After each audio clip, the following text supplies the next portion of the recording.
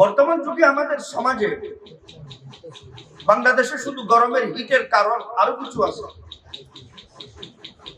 আমাদের যুবক ছেলে মেয়েরা, বিশেষ করে যারা শিক্ষিত,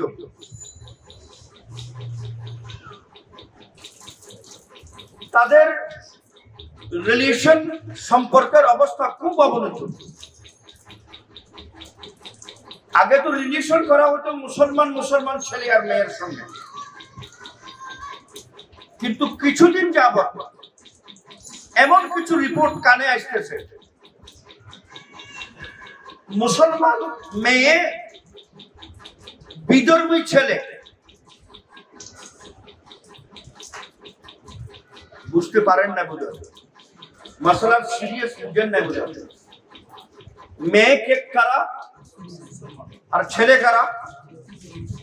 কেন? বহুত হিন্দু মেয়ে মুসলমান হয়েছে প্রেমের টানে। ছেলে মুসলমান, কন্ডিশন দেওয়া হইল, তুমি যদি মহব্বত করো তাহলে তুমি কালমা পড়ে মুসলমান হও, তখন আমি বিয়েতে বসবো। যখন এইভাবে চলতে ছিল, হিন্দু সংগঠন সনাতনীরা একটা গোপন মিটিং করলো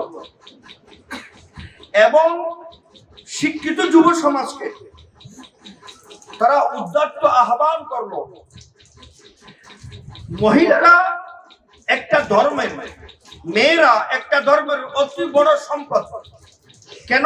এই মেয়ে যদি হেফাজত থাকে, আমার প্রজন্ম, আমার নসল হেফাজত হবে।